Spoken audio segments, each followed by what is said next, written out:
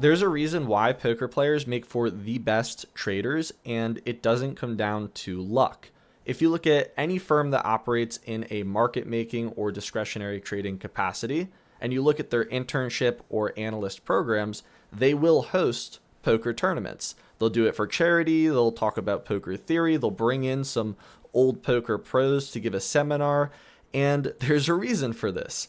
Poker and trading are effectively the same game, just with different chips. To understand why this is the case, we need to understand what it is these professional poker players and traders are learning mathematically. These are in fact learned skills. There are elements of luck to the space and of course randomness.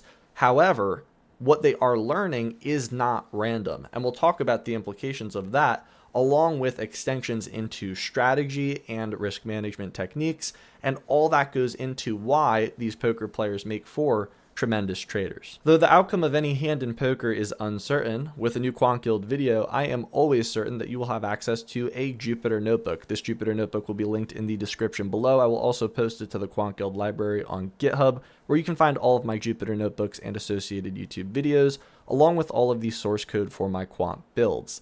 At the top of this Jupyter Notebook, you'll notice some related Quant Guild videos applying statistics to finance and trading. This idea of the expectation being the best we can do in the face of randomness, the nonlinear conditional expectation in the face of uncertainty, some other videos on time series analysis, trading and investing, retail versus institutional trading. I highly recommend that you check those videos out as they are complementary to this idea of poker playing and optimal decision making in uncertainty. Moreover, these videos certainly take a lot of effort to create, so if you'd like to help support the channel so I can continue to create videos just like this one, please like, comment, subscribe, share. It helps me out tremendously. It is greatly appreciated. And if you'd like to master your quantitative skills, check out quantguild.com. Maybe you come from a background in business, economics, computer science, or physics. Maybe you're a working professional looking to switch fields or sharpen those quantitative skills. In any case, Quant Guild is for you. We have over 90 quant lessons in math, probability, finance, an adaptive practice engine that scales with your skill level so you can progress to more and more difficult topics with gamified rank-based progress, interview questions with fully worked solutions, trading games coming soon, courses from A to Z in math, statistics, coding, finance, data science, all from the ground up. And all that's included with Quant Guild membership. And you can get started right now for free. So if you'd like to help support the channel and master your quantitative skills, check out quantguild.com. Without further ado, let's get started understanding poker and trading by discussing this idea of it being luck or a skill.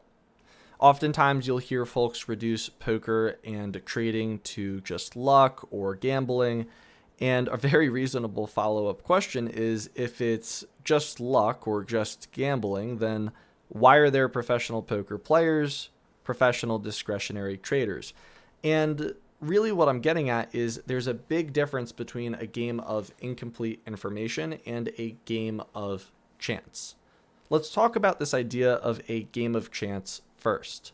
A game of chance involves a fixed edge against the player. No matter what the player does, they will always lose money if they continue to play. This is gambling in its purest form. This is where all the negative connotations should come from. If you continue to play, statistically, you're guaranteed to lose all of your money. There is no optimal action that any player can choose to influence the outcome of the game. Some examples of these types of games: the Powerball, scratch-offs, roulette, slots, so on and so forth. I have a very simple animation to show exactly what's going on here with roulette. I have 5 players, and they're going to play roulette 100 times. I'm going to plot their wealth paths over each play, and I will plot the casino's wealth path. And what you see here is 4 out of the 5 players lose all of their money by the 100th play. But what happened to player 5 here? Player 5 actually made $800. He started with $1,000. This is that element of luck and randomness. The statistics, the negative edge, tells us something about the tendency of our wealth over time. It doesn't actually predict what's going to happen, but it certainly tells us of the tendency over a series of plays. So here we can see a majority of the time, by the 100th play, each player lost all of their money. And if player 5 was going to continue to play, then we would see similar behavior. They too would also lose all of their money. So what is edge anyway, and how do we compute it? Clearly we want to see if our edge is positive or negative. That's going to tell us if we want to play the game. Well, as an aside, an old colleague of mine is actually now a mathematician at a casino, and effectively his job is to do exactly that. It's to manage the overall exposure of the casino and to ensure statistically that players continue to lose money with this fixed negative edge. It is a zero-sum game in that sense. Zero-sum means if you add up the overall amount of wealth exchanged that is made and lost, it's going to add up to zero. In other words, if I make $10, that means somebody's got to lose $10. That is what is meant by a zero-sum game.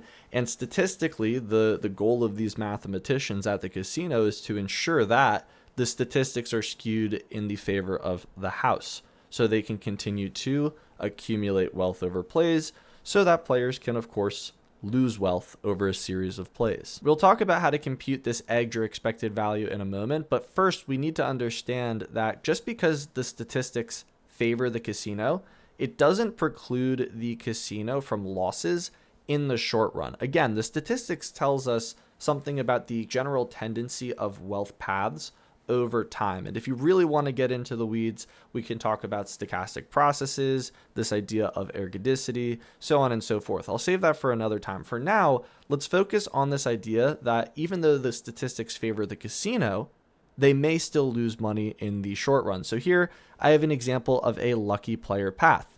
He's playing slots. Certainly no optimal action to take there. But after the 50th spin, he is up $400. Well, it's a zero-sum game, so somebody's got to be down $400, and that would be the casino. You can see actually every time here the player makes money, the casino is going to be losing that amount. That is this idea of a zero-sum game. If the player stops playing here, up $400, effectively he beat the casino. What is the probability of this? Well, this comes down to the gambler's rune problem. What is the probability that the player can get lucky enough to reach some amount of wealth and stop playing before he actually loses all of his money? And I have a video on that. I'll leave a link to it in the description below if you're interested and you want to check out the solution. In any case, we can now discuss the math behind edge.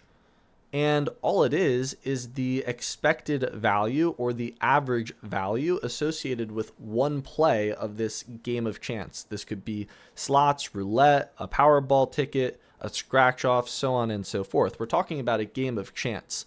If you are familiar with probability and statistics, the theory that goes into probability and statistics, effectively what I'm saying is there is a fixed probability, mass, or density function that governs the randomness, and we're taking the expected value of that random variable. If you're unfamiliar with probability and statistics and the associated theory, then all I'm saying is the randomness does not change over time. The randomness and the probability of seeing certain outcomes is fixed, and we can apply these formulas to get the edge associated with one play of that game. And it's going to be one of two cases. It's either going to be positive, and we're going to be able to accumulate wealth over a series of plays, or it's going to be negative or zero, and we will at best break even or otherwise lose money. So what I've done is I've applied these formulas to the wealth path for the casino and the wealth path for our players. And what you see here is the overall expectation of wealth over a series of plays. So for players, you can see this red dotted line has a negative slope. That negative edge is effectively accumulating over a series of plays until, of course, the player runs out of money, where for the casino, I certainly would prefer to be them. They will just indefinitely continue to accumulate wealth so long as they have a player to play their game. And how do we get the slopes of these lines? Well, what we can do is we can compute the expected value. This is that edge. So if I go and I apply this formula to the game of roulette, then what I get is the expected value for the player is roughly 0.0526. That is negative 0.0526. And what does that mean for the casino? Well, if it's a zero-sum game, their negative edge must be positive then for the casino. And it sure is. They get positive 0.0526. So the edge for the casino is positive. The edge for the player is negative. We can interpret this as if they continue to play, any player, they will lose money at that rate. That is the expected rate that they will lose money, versus the casino, that's the expected rate that they will then take money from the player. It's a zero-sum game. Now, why is the slope steeper here? Well, because there are more players.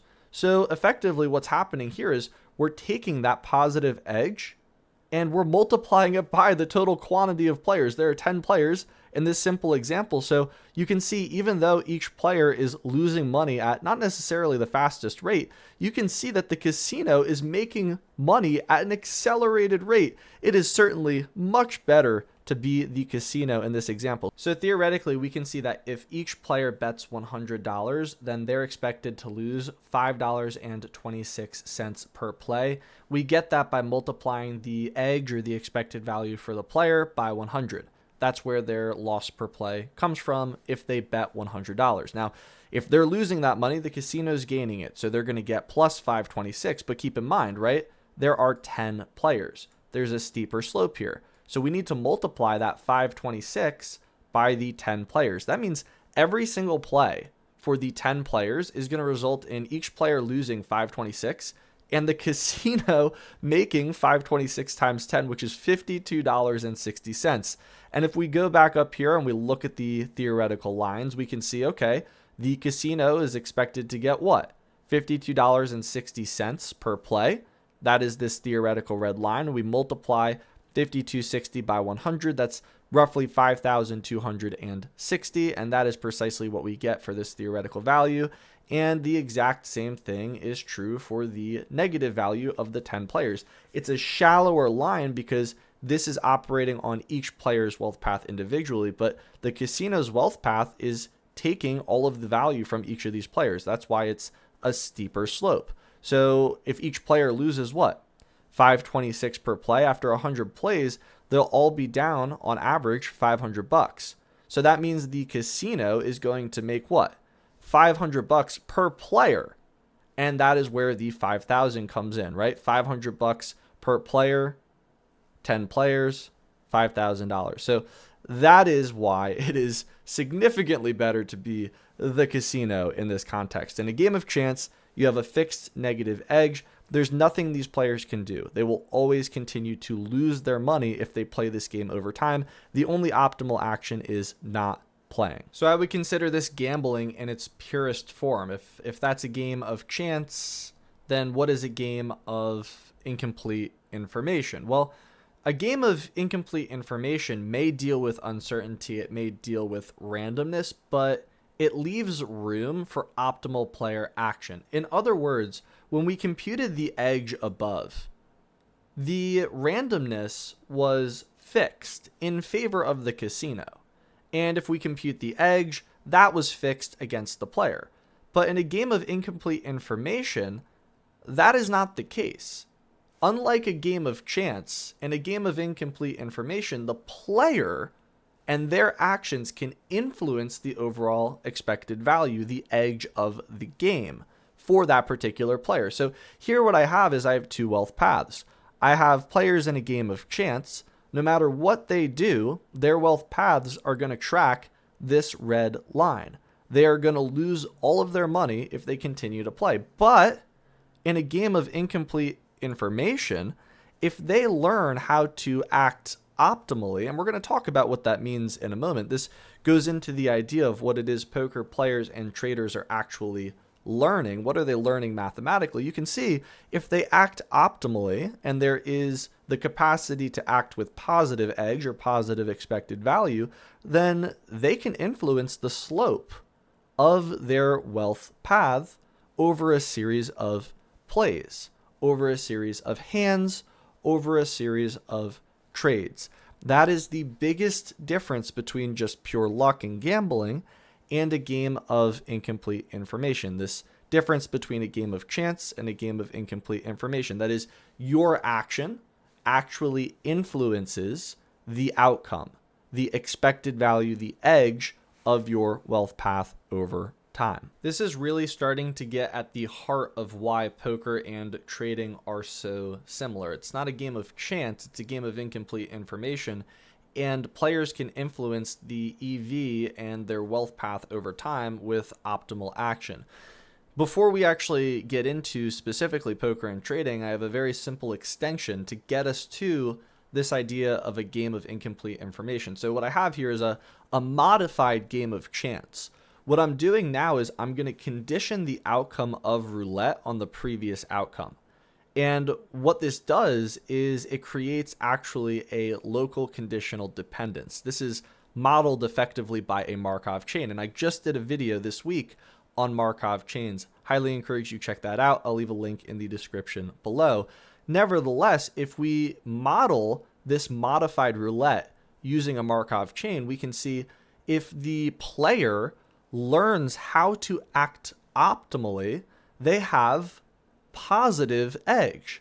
And if they have positive edge, then the casino must have negative edge. So the casino would never actually let this happen, right? My friend who's a mathematician, he would never let this game fly. But in this example, we can see here, if the player actually learns what to do, then they can beat the casino. So here I have novice players who don't understand how to beat the casino. They don't learn this optimal strategy. But then I have pro players, and they learn this positive expected value function. And once they learn how to act optimally, they can accumulate all of that wealth from the casino.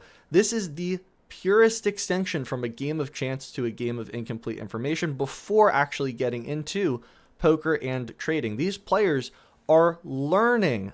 They are learning how to act optimally in the face of this uncertainty. You can still see here, some players do lose money, but over time, their wealth paths trend up. And that's because they have this positive expected value, and that is learned. This, again, is a modified roulette. We're getting into this idea of a game of incomplete information, and these pro players, they are learning how to act optimally. We're now ready to talk about poker and trading. We're going to shift away from this modified example, but keep in mind, even though there was something to learn here, the probabilities were still fixed. This is not what is true in reality. There is no fixed probability mass or density function. There's no fixed randomness. Poker and trading are perfect examples of games of incomplete information in this context with elements of randomness. Now, I'm going to do some videos in the future on if the market is in fact random or not, the difference between quant and discretionary trading that will further elucidate this. But for now, I want to focus on this idea of poker and trading. I want to talk about why the probabilities in this context are not fixed and how optimal decision-making influences expected value. So I'm going to model these spaces as random, but I'm not making a comment on whether or not the outcomes are in fact purely random. We're going to talk about expected value and edge in these contexts and why our actions can influence the outcomes. I'm not suggesting that these spaces themselves are purely random. It's just the lens to look at the problem and model it. This is why poker players make for the best traders, because they understand this theoretical framework. In this space, we still have a notion of expected value. Unlike above, where we have this very nice equation that we can just apply to our games of chance, if we look at poker and trading, we still have this notion of expected value, edge, EV, but it changes under so many different settings, so many different conditions. We can't just compute it outright. There are decisions that the players can make in a poker or trading setting that are net positive EV or net negative EV. You can always act suboptimally. You can always raise a huge hand and fold. You can always accumulate an infinite number of transaction costs. You can always act with negative expected value. That's easy. What's difficult is figuring out how to act with positive expected value. That is your goal. That is exactly what you are learning. You're learning an optimal policy, and we're going to see this in a moment, but just for reference, what goes into this theoretical expected value function? Because it certainly exists, but we can't compute it. Maybe some things explain more variation than others, and fair enough, but all of these things are difficult to measure. Player skill, poker and trading. I am likely to outperform the average high school student, right? In both poker and trading. That comes from a significant amount of experience in both spaces. Player skill, how do I quantify that? How do I quantify that in my expected value equation? Other qualitative components. Market and game evolution. Metagame evolves as players adapt to new strategy. In poker, what about in trading? Markets evolve with new instruments, technologies, strategies. All of those things change the edge and expected value for each player. Competition, information flow, risk management, psychology, edge creation. All of these things impact the expected value of a hand in poker and a trade in trading. We can't necessarily quantify them. We certainly know what negative EV looks like, actions that influence your wealth path in a negative way. And the goal is to figure out some series of actions that are going to optimize the EV in a positive way. We want to accumulate positive expected value over a series of hands, over a series of trades. That is our objective. We need to figure out some sort of policy, some sort of set of actions that are going to allow us to maximize our expected value. And should that be positive, we'll be able to accumulate wealth. Perhaps now it's becoming clear why, with more experience, you are likely to accumulate more wealth. You have a better idea of what it means to influence your expected value if you've seen tens of thousands of hands or tens of thousands of trades. When I play a hand of poker or I execute a single trade, I literally do not care about the outcome of that one trade or that one hand. I care about my optimal action in the face of uncertainty, how I manage risk, how I continue to trade. I am going to see hundreds and thousands of more trades. I can't possibly care about that one trade. If you are placing a trade and the outcome of that one trade matters so much and you're taking a massive swing, you do not understand the space correctly. This also goes into a psychological component. You should not be placing that much weight into the outcome of one trade. It's about acting optimally in the face of uncertainty and accumulating wealth over a series of trades. That is exactly what quant traders do when they trade some sort of statistical mispricing, and that is exactly what discretionary traders do when they trade some sort of strategy, some sort of mid or high touch strategy. This is coming from a quant, okay? Not everything can be reduced to a systematic or algorithmic strategy. There is a significant amount of justification for mid to high touch systems with seasoned traders acting optimally in the face of uncertainty, just as a professional poker player would. More on this when I create my video on quant versus discretionary trading. It should now be also abundantly clear why nobody can teach you to trade. Nobody can teach you to play poker. This comes from experiencing a lot of hands of poker and a lot of trades. There is no such thing as somebody being able to teach you how to operate in this space. There is no one strategy for poker or for trading that is fixed and will allow you to continue to generate wealth. It does not exist. It is literally impossible by the nature of both systems. There is no one set of rules that you can follow to continue to consistently make money playing poker. Same thing with trading. So if this is the case, then how do professional players make money? What are they actually learning mathematically? If there's no, fixed set of rules to learn, then what are they learning? What are they approximating?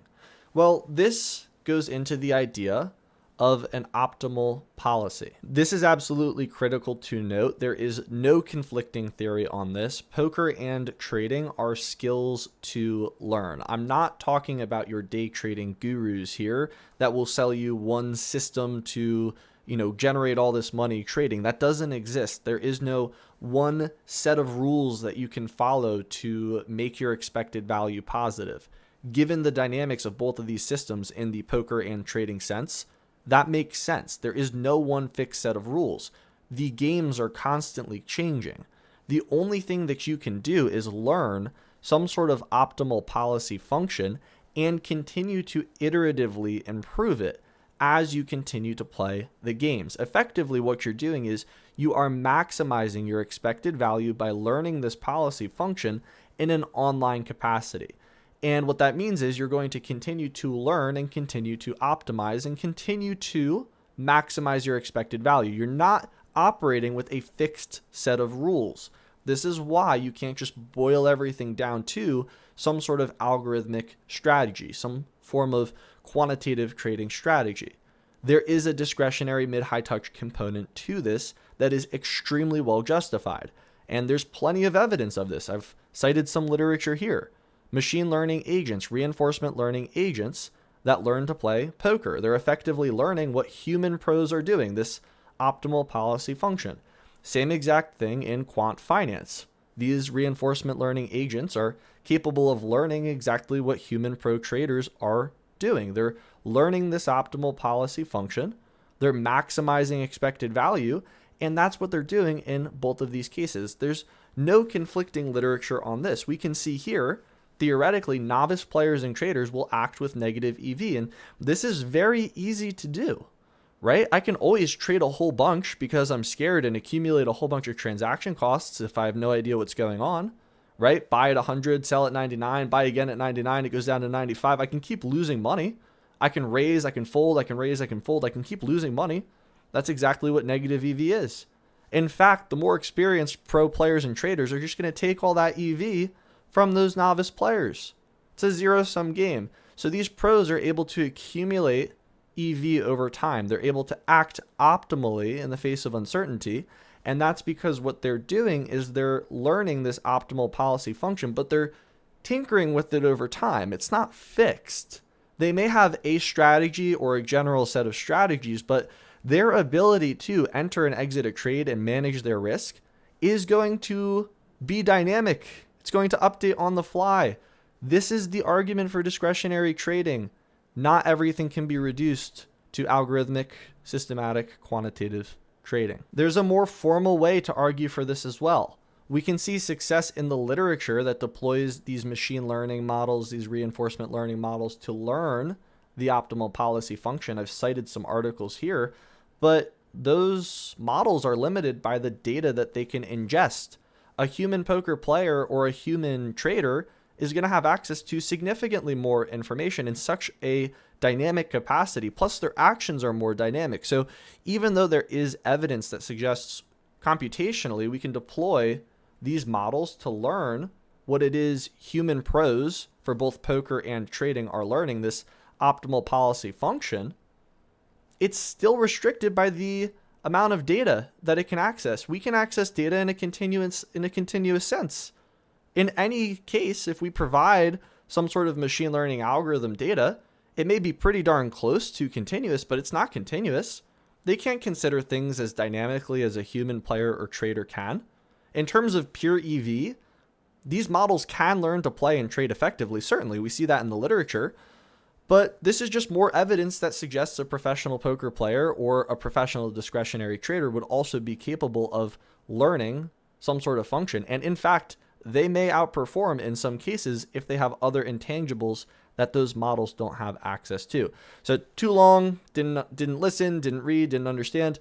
You can make money by learning optimal actions based on your experience in an environment, whether that be as a machine and a machine learning algorithm or as a human. So in other words, if you've actually learned how to play poker or trade, what you will see in your performance is relative stability over a large series of plays. This is why if you hire a more experienced trader, you will allot them more capital. Okay, and this is precisely what I argued in terms of stability in my video on trading metrics. So highly encourage you check that out if you haven't seen it. And this is precisely why it is justified to trade in a discretionary capacity in the same way that you would expect stability or relative stability in a professional poker player's performance. It should now be abundantly clear why poker and trading are the exact same games, just with different chips. Literally, you are ingesting information in real time, trying to optimize for expected value. And in any capacity, whether you're operating in the trading space as a market maker, as a quant trader, a discretionary trader, everyone is doing this exact same thing. That is your only objective. It's to maximize your expected value. Anytime you're dealing with uncertainty modeled as randomness, the only thing you can do is try to optimize your expected value. That could be by trading in a discretionary way, a strategy that has worked for you for a long time, or trading in a quant capacity where you're trading some sort of inefficiency, statistical mispricing, so on and so forth. If you're a market maker, then you have edge in a spread, and the list goes on. But in any case, that's all you're doing, is you're maximizing this expected value function by acting in an optimal way. And the policy that you're learning is the optimal policy function. That is the ideal here. So what we have is this green function is abstract. It's an abstraction. It's representing your expected value. And we want this to be as high as possible. And as we learn, we're observing these red dots. We're understanding the action or series of actions that led to that outcome. And as we continue to experience and we learn how to act optimally, we will eventually come up with a set of actions or a series of actions that will allow us to act optimally in this space and maximize our expected value. As you can see here, that brings it from negative to positive. And this abstraction follows what you would imagine in theory. That is, you can see it's very easy, to act suboptimally. There's only a small slice here that is actually above the y equals 0 line, right? Acting optimally is difficult. You can see there's so much space to act suboptimally. That is exactly what we're trying to do. We're optimizing for expected value. We're optimizing our action, our series of actions. We're not just trading one strategy. We're not just playing one strategy in poker. We have a series of strategies. We understand the landscape. We understand what could happen, what has happened. It's not indicative of future performance, but the experience goes into how we manage our risk, what we want to be exposed to at any given time, how we handle one hand or one trade. Now, learning to act optimally is not an easy task. Learning a set of actions or a series of actions that will yield this star policy and positive expected value is the goal, but how the heck do we do that? Well, this gets into the idea of model-informed decision making. All right. In either case, poker or trading, we can come up with some sort of model for the overall expected value. We have these model values, these, pot odds, out probabilities, this implied volatility, implied probability. All of these come from models with assumptions. And the only thing that is certain in this space is that those models are incorrect. But keep in mind, whether you're a professional poker player or a professional trader, your objective is to maximize expected value. You are going to form subjective positions based on the accumulation of your experience. And if you do this in an effective way, you'll have positive expected value. And you can inform those subjective opinions with these model values. We're going to look at two examples, one in a trading sense and one in a poker playing sense. All right, so let's consider you're a discretionary trader. We're going to look at this idea of implied probability. The first thing to know is implied probability doesn't say anything about actual probability. It just tells us something about what the market thinks is going to happen. If it's above 50% for one outcome, it just means the market thinks that that's more likely. And it gives us an idea of what's already priced into the market. It doesn't tell us the likelihood of it happening. And, some folks may disagree with me on this one, but I'm considering this in the classical frequentist sense of probability. If I was to flip 1,000 coins, then you better believe that the proportion of heads to tails is going to converge to 50-50. But if I'm looking at the implied probability of an earnings beat, then I can never test this convergence. The outcome is binary, 0 or 1. So that 80% is just a reflection of what the market is pricing that event at relative to its confidence. It tells us about what we can expect after the event if there is a reality shock. So in this case, what I have here is the implied probability is 80%, and then after the event, the market was wrong. It drops to 0. What does that mean for the stock if the market was wrong, but they were overconfident in one direction? Well, this is exactly the framework for a discretionary trader to trade on a mispricing. We can see that if the market was very confident in some sort of beat, then after this event, if it in fact did not, the stock price is going to drop substantially because the overall expectation was that they were going to outperform. And we can see if you're a discretionary trader and you say, no way, it's 80%, it should be closer to a wash like 50%, then you can take a position in this stock. You can take a short position before the event and capitalize on that shock. And if you do this over time and you accumulate that expected value, you accumulate that positive expected value, this optimal decision making and uncertainty. In other words, if you're correct more often than you're incorrect, that the market is in fact wrong in the way that it's pricing, you can accumulate that edge. And that is exactly how you can use these model values to your advantage, even though they're incorrect. They tell you about what is expected, what the current climate is indicating, not what will happen, and you can use that to inform your decision making. And that's a very important idea here. These models don't have to be correct to be used to optimize your expected value. The same is true with this idea of pot odds and out probability. One of the most basic concepts that you'll learn as you start getting involved in the poker space is this idea of the chance of drawing a card that improves your hand and your chance of winning is considered this out probability. And a back of the napkin calculation is just to count your outs, and after the flop you multiply by 2 or 4 depending on how many cards you have left, and you get this rough estimate for a probability, and you compare that to what the pot odds would be to determine whether or not you should call some sort of raise, and whether or not that's going to be generally positive or negative EV. Now, of course, there are going to be times where this model is just wrong, and as a professional player, you will have to reject those odds and continue playing, so on and so forth. So here I have an example of, okay, well here, the out probability was greater than the pot odds. So if that is the case, then that's a positive EV decision. But after the opponent shows, what happens? Well, you lost the hand. And that is nothing that's indicating that this model is necessarily right or wrong. This is just one outcome. So as a professional player, you have to take these model values with a grain of salt. They don't converge to anything. They're certainly wrong.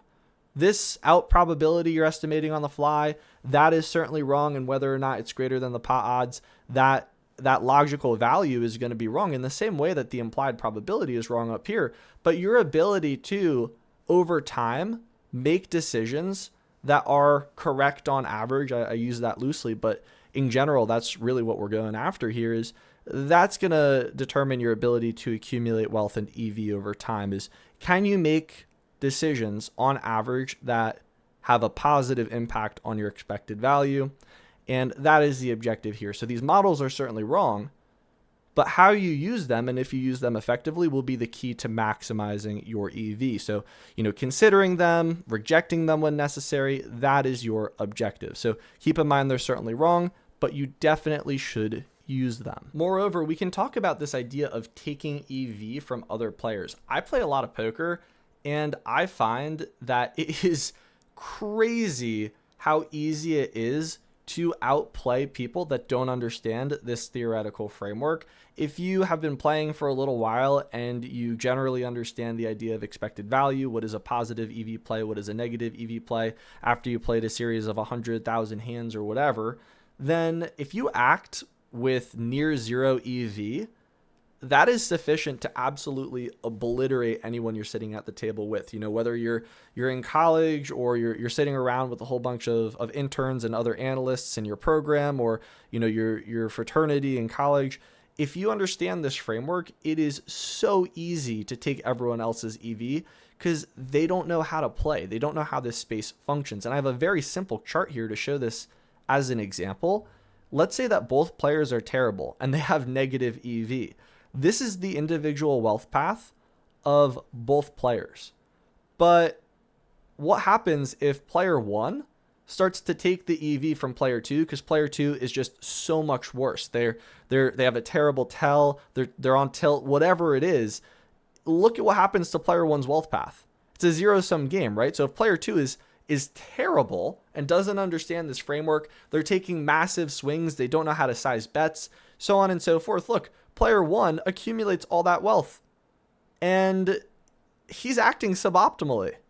So that's what I mean when I say you can take EV from other players in this sense. If it's a zero-sum game, you don't even have to act with positive expected value.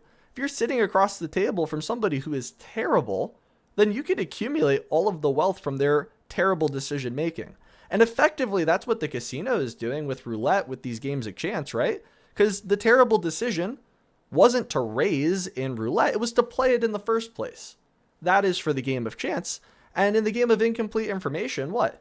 A huge raise on a terrible hand is suboptimal. You can take all that EV if you understand this framework. The same is technically true in finance with something like option contracts. Here I have a long call and a short call, and you'll see that these are what? It's a reflection of one another. It's a zero-sum game. That means somebody's making money and somebody's losing money at expiration. This is exactly the same as what I showed you up here with the lucky player and the casino. These are reflections of each other. If he's making money, then he's losing money. And the same exact thing is true for option contracts. The only difference is with option contracts, you're not really betting against a single counterparty. You have some sort of market maker who's hedging. They're looking to profit on some sort of spread. Maybe there's some sort of discretionary component to it as well, but I'll digress. You know, here I'm not really making a remark about like hedging or covered contracts. It's probably beyond the scope of this video, but in the purest sense of just that one contract, yeah, there's somebody on the other side of it, and they are going to be subject to whether or not they owe you money or you owe them money. It's a zero-sum game, just as before in the casino example. And I think here the only thing to note is that relative to something like taking EV from other players in poker, where it's actually this like, you know, one-to-one thing. If you're sitting across the table from somebody who's terrible, then you can outperform them very easily. That's not really true with these types of contracts in finance. You're kind of working against the market and the wisdom of the crowds based on where it's currently priced. And then, you know, if you take some sort of speculative position, that's effectively, you know, what you're betting against is you're saying, hey, there's this broad mispricing that I'm looking to capitalize on. You're not really taking the expected value from a single counterparty. So it's important to note that. I figured I'd mention that, yeah, it's a zero-sum game, sure, not really making a remark on hedging or covered contracts. But even though it's a zero-sum game, you're not really taking that expected value from somebody. So you're really competing against the broader market and how it's priced. So just keep that in mind. They are very similar, but that is a fundamental difference when it comes to those specific contracts in finance. In the context of acting suboptimally or with negative EV, we have this idea of being on tilt and revenge trading, okay? You may have a terribly negative swing in your wealth path. It happens to the best of us. It happened to me at the start of this year with all of those tariffs. But downside variation is not an invitation to blow out your account.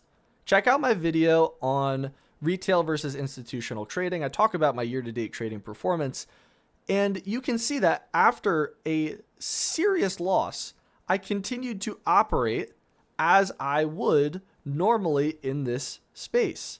Okay?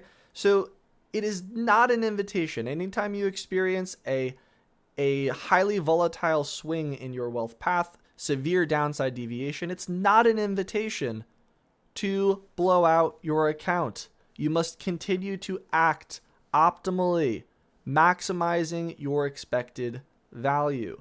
Okay? There's this misconception that you can just catch that upside deviation and correct it, and you'll be back to where you were before. And that's what everyone wants, and maybe that even happens every now and again. But your downside is you lose even more money. Take a look at that video where I show my year-to-date performance. It took me almost 100 days to recoup my losses, but I did not make outsized positions. I didn't over leverage anything. I continued to trade as I would. So in any case, we have this idea of being on tilt. We have player one. This is in a poker playing sense. So here you can see that player two is actually outperforming player one. And then right here, player two starts to get a series of bad luck. And they have a couple of really bad hands. And then they start to lose it.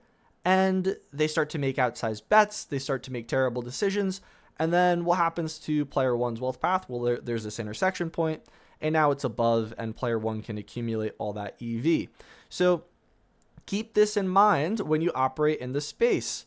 When you are playing poker with your friends, when you're trading, you must continue to manage your risk properly. And we'll talk about properly. We will talk about risk management in a moment. But just because you experience downside deviation in your wealth path, it is not an invitation to blow out your account. You can continue to act optimally.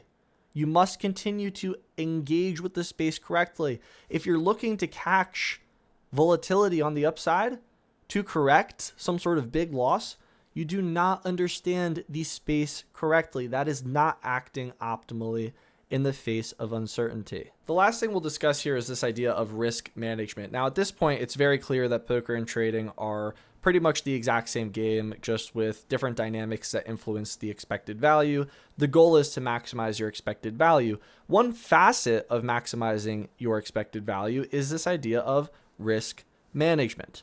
All right, statistically, for example, I want to talk about this idea of cutting losses and cutting losses early. Statistically, you have to lose money to continue to make money. You have to. You're not going to have an equity curve that's up and to the right, perfectly linear with a crazy slope, right? It doesn't work like that.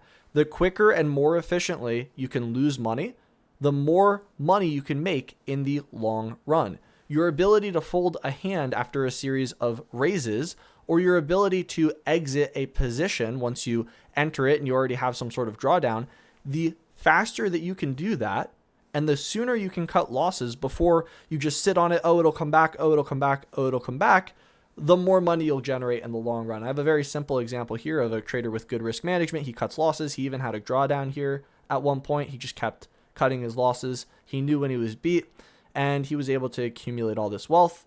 Versus a trader with poor risk management, you know, it dips down to here, and he's like, oh, it'll come back. He keeps losing money. He cuts his losses eventually. And you can see here, he's not performing particularly well. And this is something in the trading space, in the poker space, that is very difficult to learn. And this is roughly like, if you think about something like Brazilian Jiu-Jitsu, for example, when do you give up on a move? If it's not working, when do you give up? Same thing here. When do you give up on a hand? When do you give up on a trade? The amount a novice player will overvalue their hand is substantial. The ability to fold even what seems like a good hand comes from observing a lot of hands.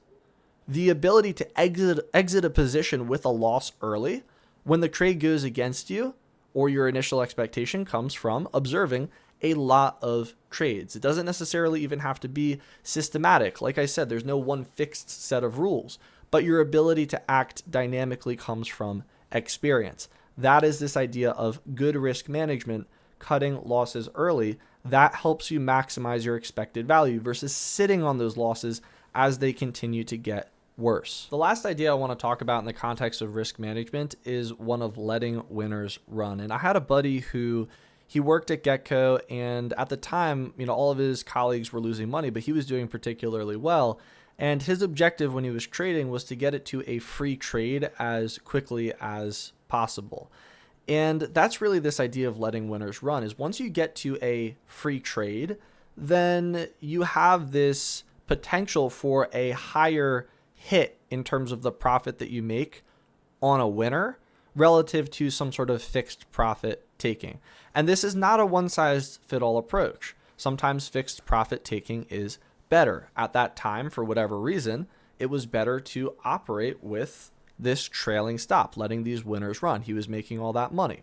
Now, why does this work? Well, the expected value of your trading strategy, yes, it's combining way too many dynamics to consider, but you can still use your probability of a win, probability of a loss, and your average winner and your average loser to come up with the edge or expected value of your trading strategy. And what I have here is a very simple example of what he was experiencing at the time is with his trailing stop, this idea of getting it to a free trade as quickly as possible so he can essentially improve one facet of his edge, and that is this average winner.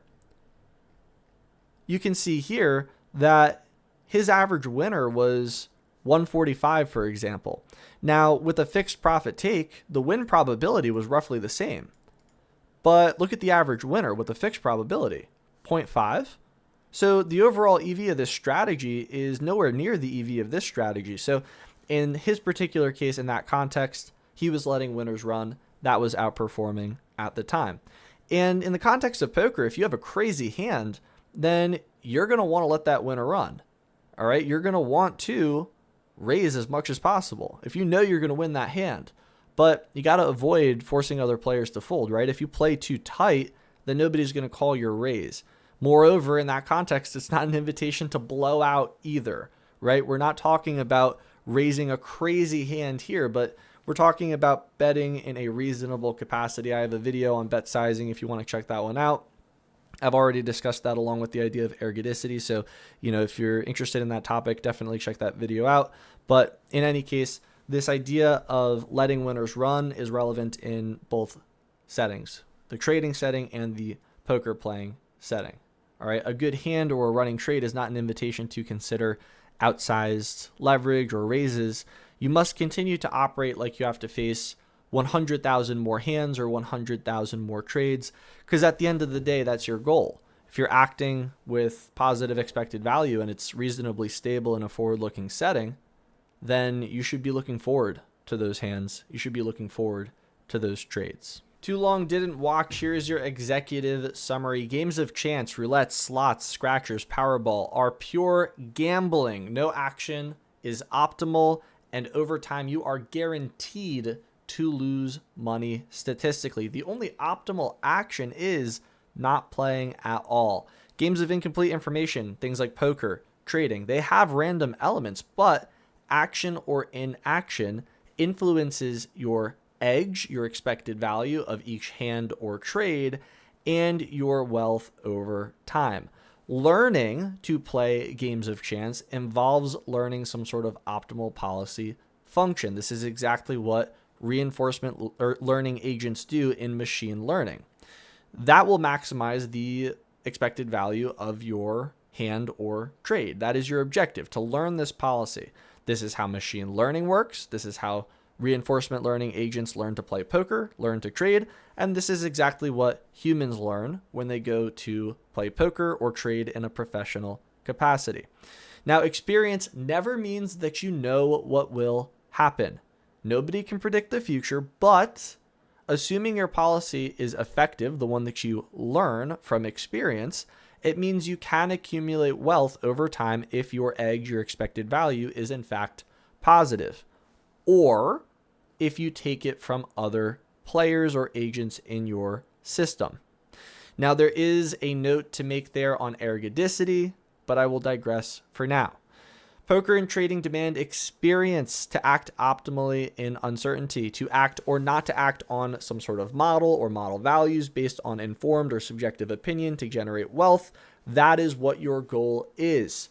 In addition to this optimal policy, this optimal action, effective risk management can aid in making your overall EV more positive, and it can help you understand theoretically the space, what is necessary, and what separates good from great poker players and traders. In the context of being on tilt or revenge trading, this shows a lack of theoretical understanding of the space, and it certainly encourages suboptimal decision making. This is akin to gambling or just playing or trading with terrible EV. You'll see people after they lose maybe a massive hand, then they're all in, right? Again, next hand. Maybe after a trade, they lose 50% of their portfolio value. You'll see they're in again for their entire portfolio value, maybe on some sort of option contract. Terrible EV. That is not the name of the game. You should be looking forward to thousands, hundreds of thousands of more hands or trades if you are playing with expected value that is positive, because that means you're going to continue to accumulate wealth. We're not taking big old swings here at just one trade and trying to what? Hit one trade and then retire. It doesn't work like that. We're trying to accumulate this positive expected value over time, series of independent plays, and that is how we make money, both in poker and in trading. Some future topics I would like to discuss. I already mentioned this idea of quant versus discretionary trading. I'd like to talk about strategies, performance metrics, so on and so forth. I also want to talk about if the market is in fact random, and if it isn't, why do we model things as random variables? Moreover, I would like to do some more quant builds. This idea of an earnings event option trading dashboard has been on the docket for quite some time, along with this automated delta neutral trading system. I've been fleshing that idea out more as well. So please leave a comment below. Let me know what you would like to see coming up soon. And that is going to do it for this video on why poker pros make the best traders. And at this point, you should understand now why it is certainly not luck. I hope you enjoyed. I hope you learned something. This video certainly took a lot of effort to create, so please like, comment, subscribe, share. It helps me out tremendously. It is greatly appreciated. Check out quantguild.com to master your quantitative skills. Join our Discord to connect with me and other quants in the Quant Guild community. Other than that, thank you so much for watching, and I will see you in the next video.